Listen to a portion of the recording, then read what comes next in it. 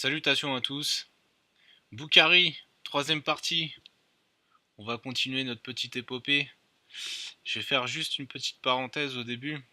Dans la première partie, je vous ai parlé de Mohamed Abdelwahab, qui était une couverture pour le capitaine Richard Francis Burton, qui était aussi musulman,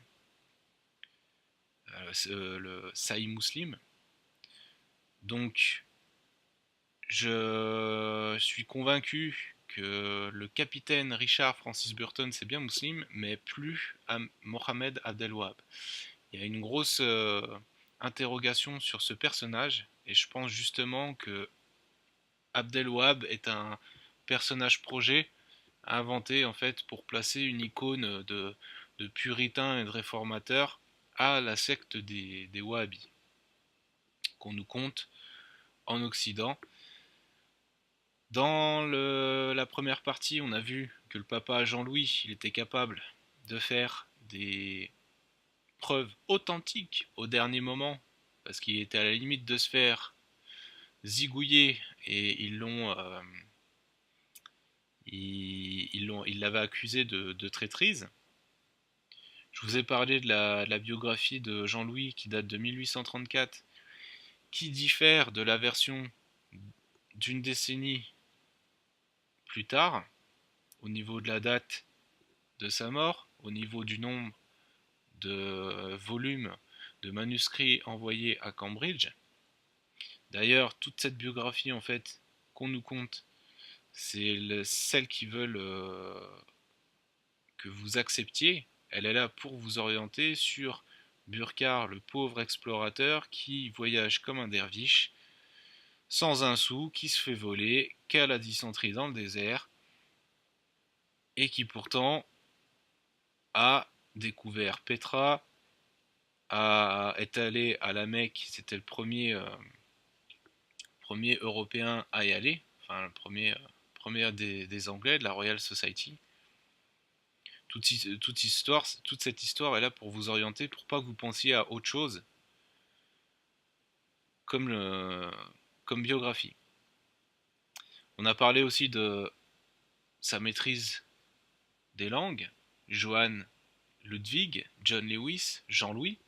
Je vous ai fait le rapprochement entre les prénoms utilisés pour l'imam Boukhari, j'allais dire l'imam Burkhardt, à force, hein, et Jean-Louis Burkhardt. En plus, là, je l'avais inversé, j'avais mis Imam al-Burkhardt et Jean-Louis Boukhari. On est allé voir la Gazette suisse, et la Gazette suisse nous a balancé effectivement qu'il utilisait bien le prénom de Mohamed et qu'il avait le statut de Hadji, de pèlerin, avant, en 1811 probablement, avant sa visite officielle à la Mecque en 1814 avec les autorisations du pacha Mohamed Ali. Dans la deuxième partie, je vous ai parlé de Jean-Louis, de ses écrits, de ses œuvres. Je vous ai fait une petite compilation, un petit saillie, un saillie de Jean-Louis. Tout d'abord, les manuscrits, les recueils. Je vous ai montré qu'il récupérait beaucoup de manuscrits, beaucoup de poèmes, qu'il envoyait tout à Cambridge, que certains étaient probablement des faux. Je vous ai parlé en intro des manuscrits soi-disant ramenés par lui, qui nous content l'histoire de la Mecque avant l'islam, après l'islam, et qui vous ramènent jusqu'à la fin du XVIe siècle. Donc soit enfin tout ce qui est ancien, ça doit être sa plume, et tout ce qui est plus récent, les manuscrits, ça doit être la fin du XVIe. Probablement les œuvres des jésuites, ou éventuellement peut-être par rapport au personnage du béni Israël dont il parlait, que personne ne comprenait le sens. Je vous ai parlé aussi qu'il métamorphosait les romans. Robinson Crusoe, hein, il le passait en mode oriental, donc il savait ce qu'il faisait lorsqu'il écrivait. Il a fait une compilation, il en était bien content, il voulait laisser un mémorial au public, ainsi qu'à ses maîtres. Je vous ai fait les screenshots aussi, où il vous fait des différences entre les doctrines des Ottomans et celles des Arabes. Donc le hadith, hein, comme le hadith de la moustache, où on vous dit de couper vos moustaches et laisser pousser vos barbes, vous raser le crâne. Tout ça pour accentuer la différence avec les Ottomans. Burkhard était un saint érudit, hein. Il a été questionné sur la sincérité de sa foi. On en a déduit que c'était un saint. Je vous ai parlé aussi de 7 nouvelles religions qu'amenait le wahhabisme avec les hadiths, hein. C'est du saï.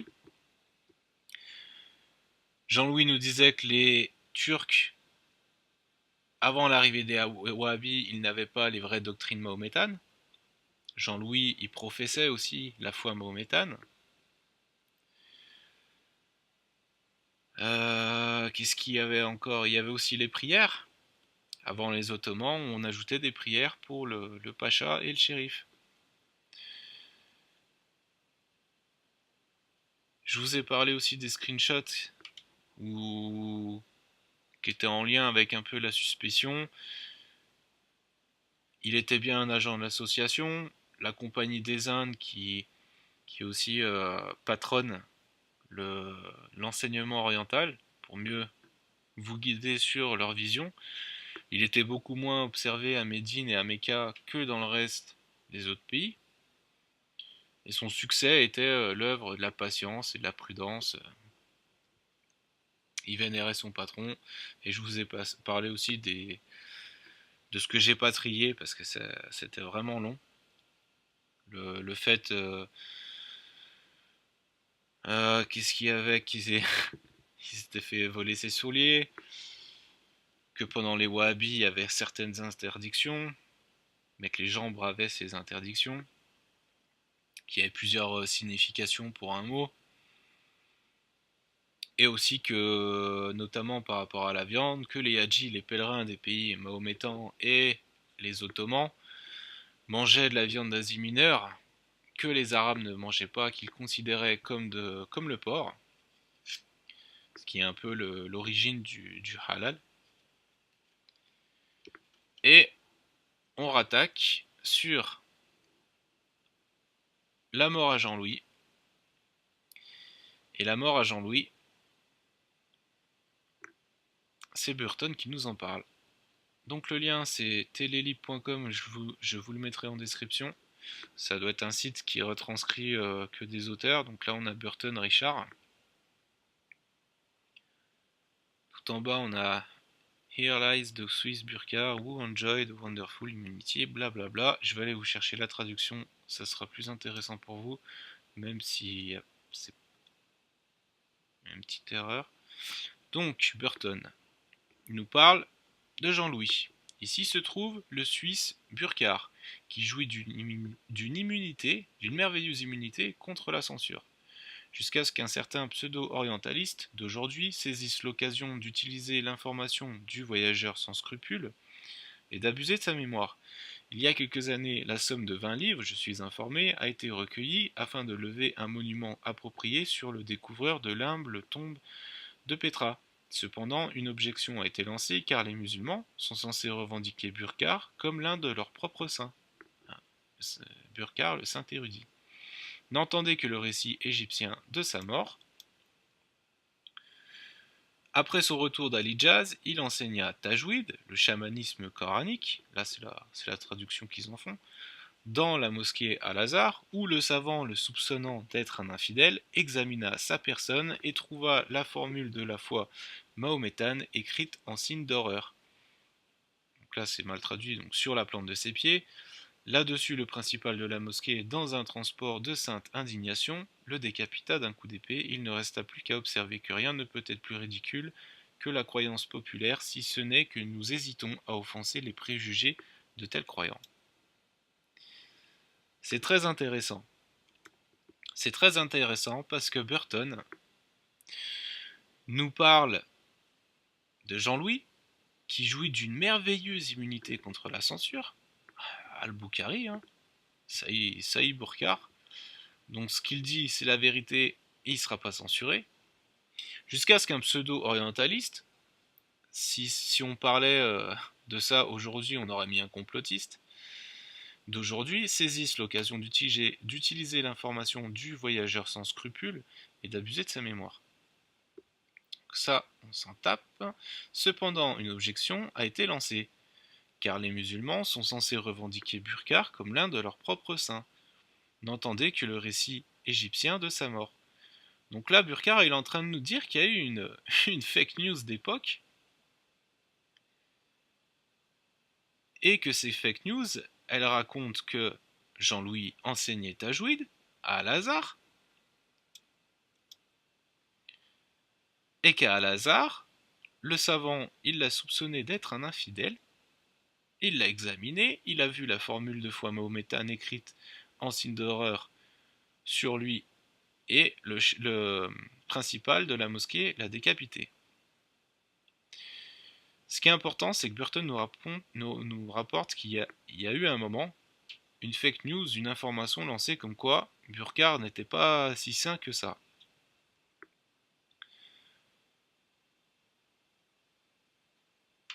Al-Azhar, hop. Ce que je pense, c'est qu'à l'époque, ils sont arrivés vers la communauté musulmane de l'époque, ils leur ont dit que Burkar devait être revendiqué comme un saint. Sauf qu'il y avait de bonnes âmes qui avaient eu vent d'une autre version de la vérité et qui ont dit n'entendez que le récit égyptien de sa mort. Donc là, on nous raconte une histoire à dormir debout, comme quoi Jean-Louis, on a eu des soupçons sur lui, et le savant l'a examiné. Donc si tu as des soupçons sur quelqu'un, tu l'examines. Donc ça veut dire que tu regardes son corps. C'est un peu ridicule quand même.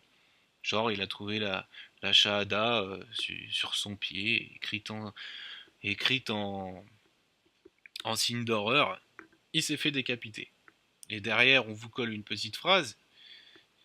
Il ne reste plus qu'à observer que rien ne peut être plus ridicule que la croyance populaire, si ce n'est que nous hésitons à offenser les préjugés de tels croyants. On parle d'une fake news ridicule, et on vient coller une étiquette à la populace qui a ramené ces fake news pour les ridiculiser. Hein. Rien ne peut être plus ridicule. C'est une manipulation totale, mais l'information très utile, c'est qu'il y a eu une fake news, il y a eu des contestations à cette époque. Donc, décapité, ou alors mort assisté de Monsieur Salt, hein, le happy end, où Monsieur Salt lui tient la main et dit ses derniers mots pour sa maman, on n'en sait rien. Mais je pense qu'il s'est fait cramer et qu'il est mort. Alors j'aime bien penser Jean-Louis qui se fait cramer, il part dans sa chambre, il prend un sac, il met tout dedans, il met les manuscrits, il part en courant, il va vers son bourricot il veut même plus de lui. Ouais, des années de dysenterie, le bourricot il en a marre un peu aussi quand même. Donc Jean-Louis il panique, il sort de la cité, il commence à courir dans le désert, sauf qu'il a la dysenterie, hein, ça commence à être l'apothéose, le point de non-retour, et finalement il meurt dans le désert, comme j'ai dit dans ma première vidéo, le trou du cul en chou-fleur. Le seigneur local, on lui rapporte les faits, il envoie les soldats, ils sortent de la cité, ils voient les traces, hein, d'où l'expression suivre à la trace. Ouais, je sais, c'est dégueulasse, mais bon, j'aime bien me marrer sur la gueule à Jean-Louis. Ils le suivent, ils le trouvent, il est cané. Et voilà. La Royal Society, les parasites, viennent de perdre un pion dans un pion utile dans leur manège. Hein, dans leur jeu plutôt. Hop.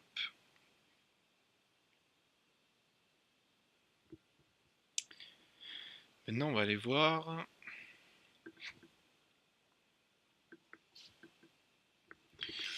Une jolie carte du XVIIIe siècle.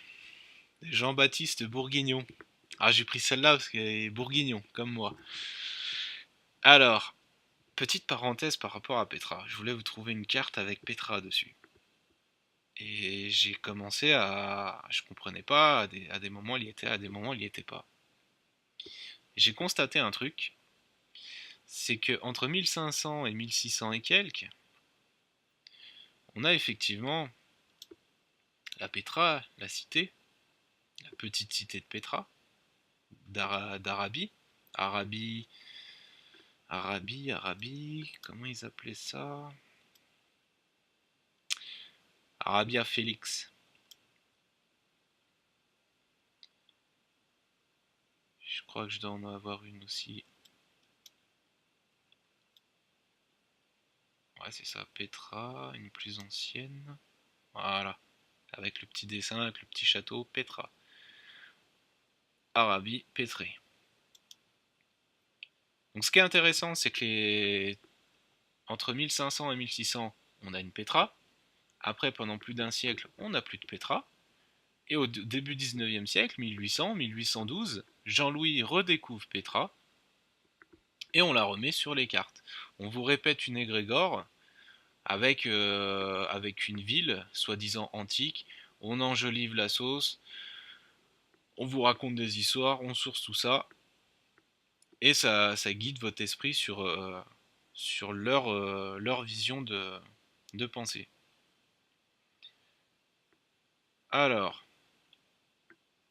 je vais vous parler de l'itinéraire à Jean-Louis. Oh, pardon. Alors, Jean-Louis arrive en 1809 à Chypre, je crois. Enfin, par là. Bref, au moment où il se déguise en vendeur musulman qui vend des dépêches du consul, hein, il arrive à Alep. Il va commencer à faire son petit travail de ratisseur, donc 1809, hein, Syrie, la terre soi-disant sainte, tout en récupérant poèmes, manuscrits, etc. Il en écrit quelques-uns. Il vérifie les dires de la population, des marchands qui vont de ville en ville. Hein, il vérifie les chaînes de transmission comme Bukhari. Il va vous pondre un Travel in Syria. Et on nous raconte l'histoire comme quoi il a voulu aller à Palmyre. Il s'est fait voler plusieurs fois. Après, il n'y avait pas de caravane. Il ne pouvait pas se déplacer.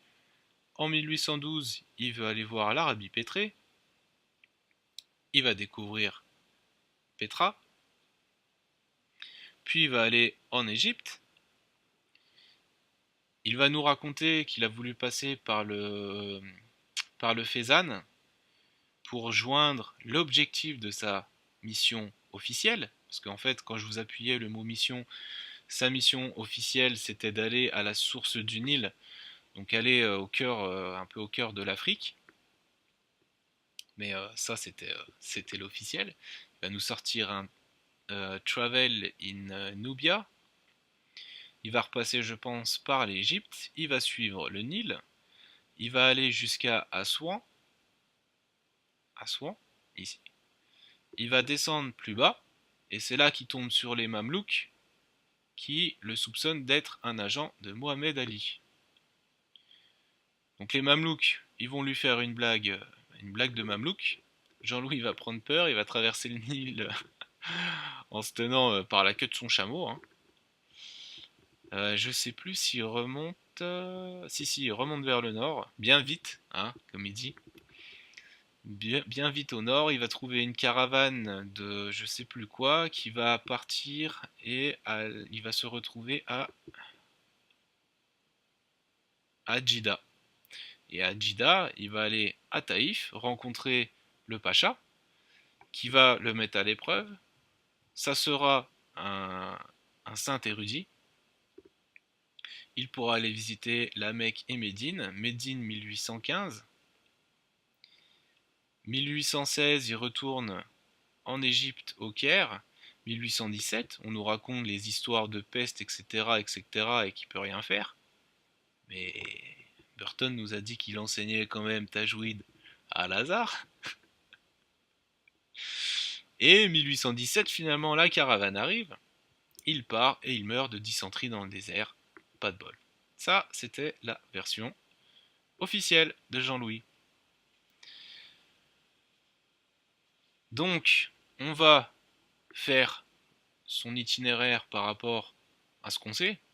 Donc pareil, il se déguise en, en musulman, il va à Alep, il va ratisser tout ce qu'il trouve.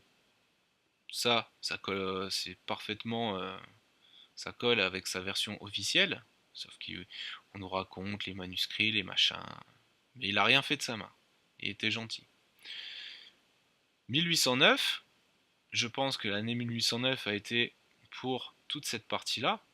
Après, on nous dit 1810, 1811, il a galéré, hein, mais il n'a pas galéré. Je vois pas pourquoi il irait à Palmyre alors que c'était une antique cité, soi-disant, hein, et il n'y avait rien là-bas. Et au final, je pense pas que ça prenne 2 ans pour faire l'aller-retour.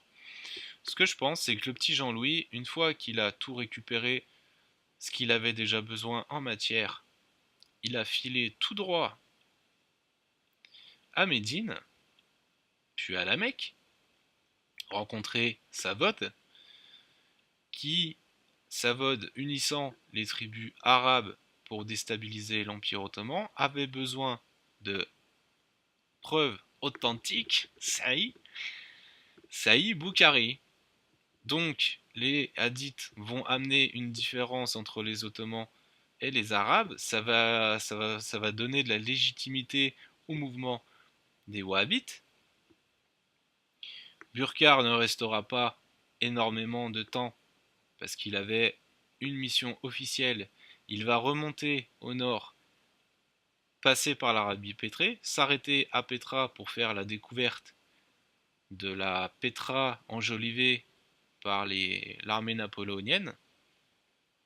Ça lui fait un petit bonus, hein, sur son pédigré. Donc je pense pas qu'il était encore au niveau du nord de l'Arabie pétrée pour descendre en 1812, aller visiter la région. Il revenait en fait de la Mecque. D'où la Gazette suisse qui nous sort le Hadji Mohammed Ibrahim. Il est allé après au Caire faire son boulot de rat. Il récupère les manuscrits, il récupère les poèmes, il écoute les gens, il fait des compilations. Je ne pense même pas qu'il soit allé du côté de la Nubie, parce que du coup, il y avait les Français qui étaient là. Ils étaient déjà au Caire, hein, mais bon, c'était pas pareil. Ou peut-être qu'il y allait, hein. Après, je fais de la supposition. Je pense que son périple vers Assouan est... C'est peut-être vrai, hein, je pense qu'il voulait peut-être réussir à rejoindre la Mecque en descendant bien au sud, mais qu'il a été arrêté, qu'il est remonté au nord, et après il est allé à Djida faire sa visite officielle. Voilà, le périple du petit Jean-Louis. Alors, normalement je devais pas vous le faire dans ce sens-là. Je vais vous faire un petit... On va essayer de se vider l'esprit, de se fixer sur 1600. On a l'Empire ottoman, avec un islam ottoman. On a la Perse, avec un islam chiite. Et en fait, ces gens-là n'ont pas de hadith, mais ils ont des traditions.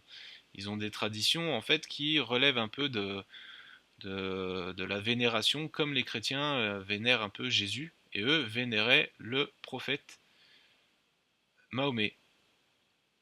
Ils avaient quand même les 5 prières, le calendrier de l'Hégire, je pense, je suis pas sûr en fait, faudrait que je vérifie ça. Ils avaient le ramadan, etc. Ils mangeaient pas de porc, par contre ils mangeaient de la viande qui venait d'ailleurs, il n'y avait pas d'histoire de halal, etc.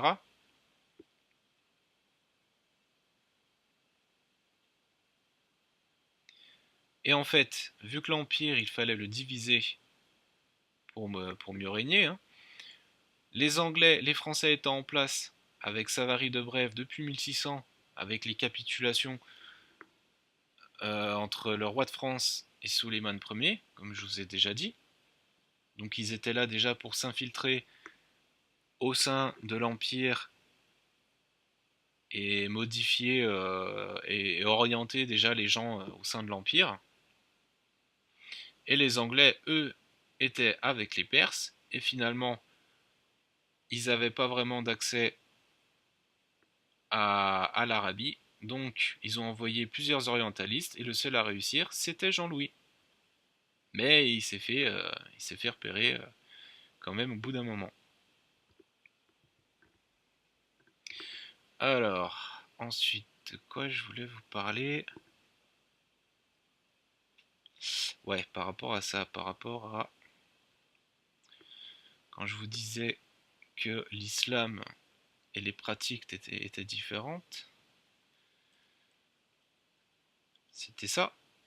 Donc ça vient de Asie ancienne et moderne, je crois, tome 2, de 1683. Je vous donnerai le lien. C'est ce bouquin-là.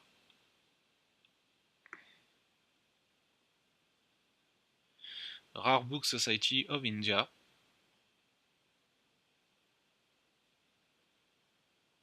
Ah, il y a un cafard qui est passé au scanner. Il a mauvaise mine, hein.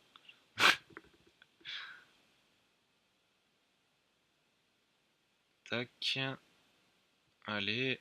Voilà. Asie ancienne et moderne, tome 2. Et je crois que j'ai noté en chiffres romains 1683. Alors, petite parenthèse par contre, faudra vous méfier. Moi, je suis sur le site. Quand je consulte le PDF, des fois le PDF plante. Je suis obligé de quitter l'onglet, en fait, de le fermer, d'en rouvrir un autre et de recharger l'archive. On peut le télécharger en PDF, sauf que le PDF, il fait pareil aussi, il plante parfois. Donc moi, je suis sous Mac, je vais le regarder avec aperçu, ça fait même planter aperçu. Je pense que le PDF a un problème de gestion des ressources. Et si vous voulez pas ce désagrément, vous pouvez le trouver sur Google Books, qui n'est peut-être pas exactement la même édition et pas les mêmes scans. Et vous avez les mêmes informations. Merde.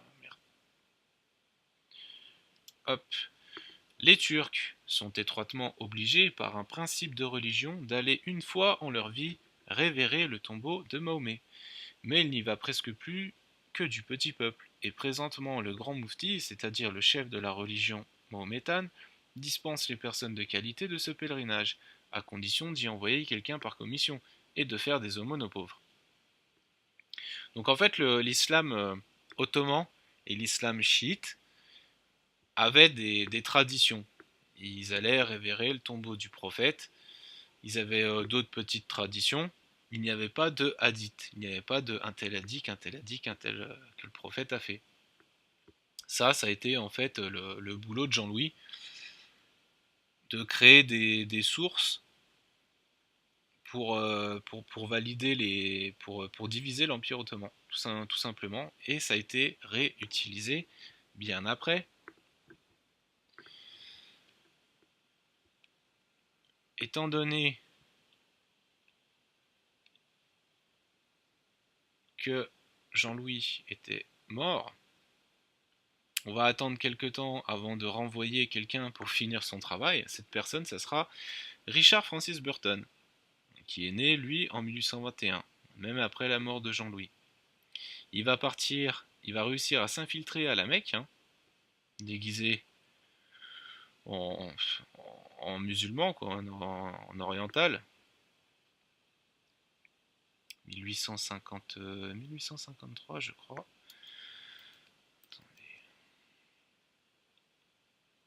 Ouais, 1853. Il va voler apparemment un morceau de la pierre noire. Et en fait, il va juste terminer le travail de Jean-Louis, c'est-à-dire prendre contact avec Savod, se renseigner sur ce qui se passe dans les régions, récupérer poèmes, manuscrits qui seraient susceptibles de rester, qui pourraient aller en contraire de ce qu'ils allaient vous présenter par la suite, c'est-à-dire les Sahih Bukhari et Sahih Muslim. Bukhari Burkar, Muslim Abdel Wahab. C'est une sorte de glorification de leur vécu, de leur travail, là-bas. Hop. Donc de toute façon, il y avait toute une équipe derrière eux pour les assister, hein, Royal Society, etc. même à l'association africaine.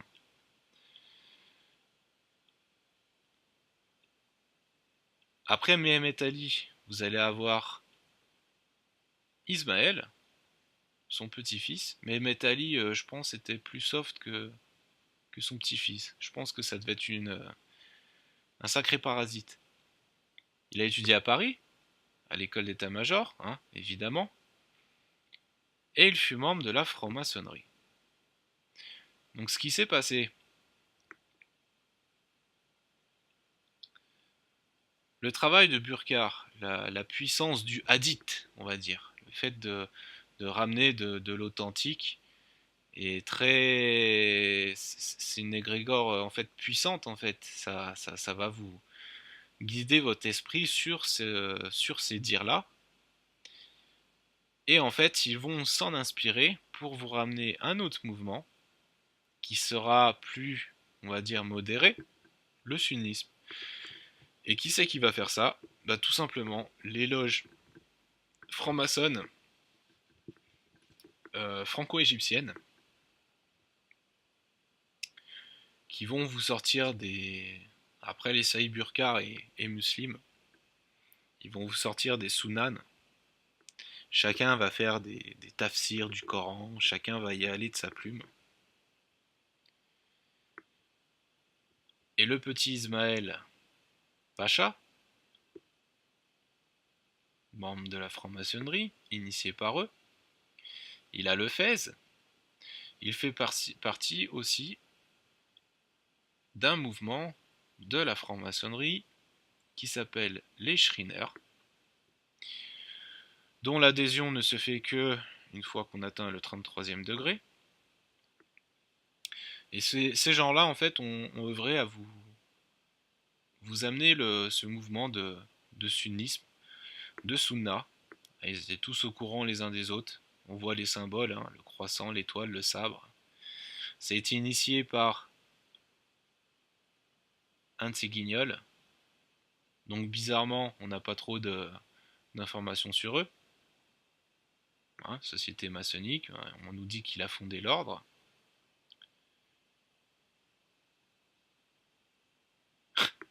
Il est cité comme étant le membre numéro 1 du temple Mecca. Parce qu'ils ont des espèces de rites et tout, et ils ont un temple Mecca, et de la franc-maçonnerie en fait à l'orientale. Le deuxième pingouin qui a créé ça avec lui, c'était lui, William Florence. Vous remarquerez que les dates corroborent, fin du 19e siècle, hein, à partir de 1850, ils vont commencer à tout vous façonner. Donc 1850, lui, il a une vingtaine d'années, peut-être même une dizaine d'années après. Pareil pour lui. 1850, et 1860. Burton est un peu plus vieux. Le petit Ismaël, c'est pareil, il est de la même année, hein, 1830. Donc 1860, il y a une trentaine d'années. On vous fonde tout ça pour mieux vous orienter et vous perdre, pour que votre esprit associe à votre raison, de manière à ce que quand vous raisonnez sur tout ça, vous pensez à de l'association, des dires de personnes qui vous ont ramené des soi-disant de sources pour vous orienter. Les Shriners,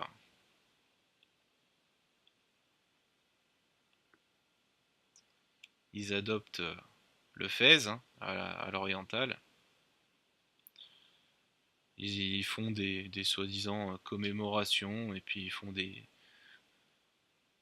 récoltes de dons pour des associations caricatives. Hein. On masque un peu la vérité sous couvert de... Ils sont tout joyeux avec leur chapeau. Il y a beaucoup de grandes personnes, hein, des présidents, des grands du XXe siècle aussi qui en font partie. Hein.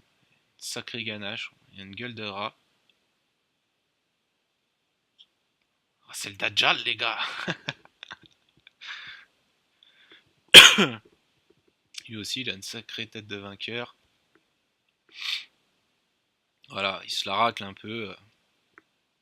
Ils vous ont façonné le dernier mouvement et ils vous ont donné une légitimité en Arabie bien avant le 19e siècle, hein. Le prophète et la sunna prophétique. Notamment aussi, on a un petit orientaliste écossais, William Muir, 1819. Hein. Il est né 2 ans après la mort de Burckhardt, donc il était bien avec les francs-maçons et il a bien parlé de la vie de Mahomet, de l'islam, de l'ère de l'Hégire, etc., etc.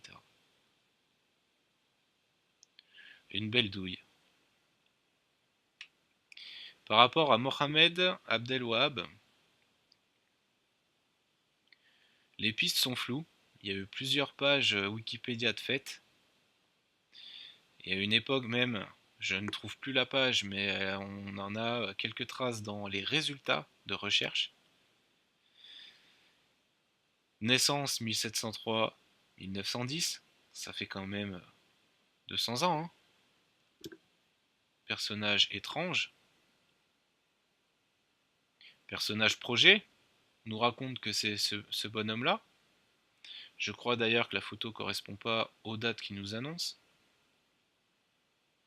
C'est basé sur cette photo. Il y a beaucoup de gens qui ont cherché à mettre le nom d'Abdel Wahab sur cette photo. Je sais plus où. Ah, vous voyez, il y a beaucoup de gens qui se posent la question. Je pense que c'est probablement juste un personnage projet, le réformateur de l'islam ottoman qui vous amène, enfin théologien en plus, qui vous amène du Sahih, du Boukhari, du Burkard, pour mieux vous aiguiller. Alors attendez, je vais en enlever un petit peu pour voir où j'en suis. Le petit Ismaël, on l'a fait. Les Schreiner, je vous ai montré. Vous pouvez aller chercher même par vous-même. Hop.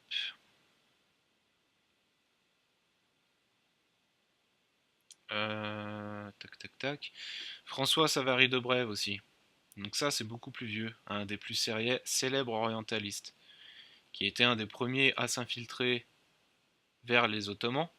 Mais il y avait des capitulations, donc c'était officiel. Il va vous ajouter des voyelles au Coran pour donner un islam à l'Empire ottoman. Il a fait un livre sur les traités. Une fois parti là-bas, il a fait un livre sur le traité du seigneur des Ottomans avec la France. Dans ce traité, il y a des choses très intéressantes. Notamment le discours des assurés moyens de ruiner la monarchie des princes ottomans. Alors, on est alliés pour le commerce et pour d'autres choses, et de l'autre côté, il nous sort un chapitre entier sur le fonctionnement des Ottomans, euh, social, militaire, le nombre de troupes, les mœurs, euh, comment ils récoltent l'argent, comment ils le dépensent. Et dans la deuxième partie de ce chapitre, il nous fait un plan, le plan de son plan même, c'est lui qui explique comment on pourrait, comment la France pourrait ruiner les Ottomans. Je sais plus si c'est, je crois que ça doit être l'armée navale qui doit d'abord progresser, puis petit à petit l'armée terrestre suit. Donc ça n'a pas marché jusqu'au bout, hein, vu que les Français ont été arrêtés par les Anglais en Égypte, et c'est là qu'ils ont posé un Rouméliot à la tête de l'Égypte, Mohamed Ali Pacha. Ce petit enfoiré de Savary de Brève aussi. Je vais essayer de vous retrouver les Talémans de Réau. Il a une sacrée tête. Hein. C'était vraiment la mode à l'époque. Hein. Les cheveux longs, les petites bouclettes là, magnifique. dans ses historiettes, donc mémoire pour servir à l'histoire, toutes les fois que Monsieur de Nevers, ah lui aussi il est beau, Monsieur de Brève et Catherine de Parthenay se trouvaient ensemble, c'est du François, ils conquistaient tout l'Empire turc. Donc ils ont bien manipulé les Ottomans de l'intérieur. Savary de Brève. Je reviendrai peut-être sur une vidéo par rapport à ça, un des grands manipulateurs orientalistes. J'ai aussi celui-là, mais je ne vais pas vous en parler tout de suite, ce serait peut-être pour un autre sujet. Tajwid. Je voulais revenir là-dessus aussi. Jean-Louis enseignait le tajwid.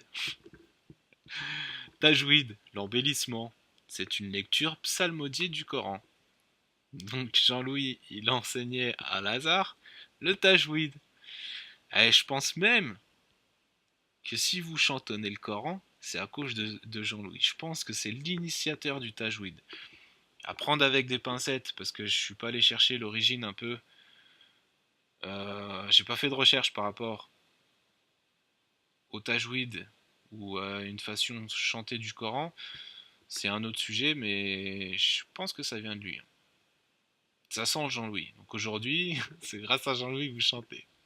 Ah, j'exagère un peu, mais bon. Il y a même des cours de tajwid, hein, indépendamment de sa volonté. Il associe à la raison, il est dans une égrégore, il la source, il la répète. Et au-delà du tajwid, hein, ce système fonctionne très bien. On en voit le résultat avec Daesh. Les gens qui se font endoctriner par des hobbits. Ah bah tiens, ils se font endoctriner par des hobbits. Frodon Saquet de la Comté. Non, non, pardon. Ils se font endoctriner par des hadiths, ils se font monter la tête, et ça devient des terroristes, et des terroristes, ou des gens extrémistes, ou des gens haineux, et, des gens qui ne réfléchissent pas par eux-mêmes, des esprits qui ne sont pas libres. Tac. Ça, je vous en ai parlé. Je crois que j'ai fait le tour du petit Jean-Louis. Je vous montrerai tout ça, je vous donnerai des liens. Hop. Je vous donnerai des liens. Ce que je peux vous dire, c'est il faut rien. Votre esprit, en fait, vous ne devez pas associer à votre raison. Votre raison, j'entends par là un peu la glande pinéale, ou ce qu'on appelle dans certains cas, comme on dit, le troisième œil. Le troisième œil. Pas Tenshin Han hein, dans Dragon Ball, mais c'est une manière spirituelle de dire, de parler de la glande pinéale, la raison. Et on a donné un mot en arabe très connu que beaucoup de gens répètent pour décrire cet endroit où vous raisonnez, où votre esprit résonne. Et l'important, c'est de ne pas associer à cette raison. Vous devez toujours vérifier ce qu'on vous dit, ce qu'on vous montre, les ragots, les rumeurs. Faut tout vérifier, toujours questionner votre raison avant de faire quoi que ce soit, et même des fois avant de dire quoi que ce soit, parce que c'est facile de dire. On voit souvent les gens qui réfléchissent pas avant de parler et qui sortent des âneries. Il suffit de regarder les anges et la télé-réalité. Et vérifier aussi les sources et ayez des doutes sur ce que vous lisez. Hein. Vous avez vu que Jean-Louis, je vous explique que on nous raconte une histoire, mais je prends pas tout, je raisonne sur chaque mot, sur chaque phrase, et j'arrive à en déduire le fil conducteur de la vérité. Voilà, j'espère que ça vous aura plu. Je vais faire des petits remerciements parce que là, en un an, il y a eu beaucoup de progression.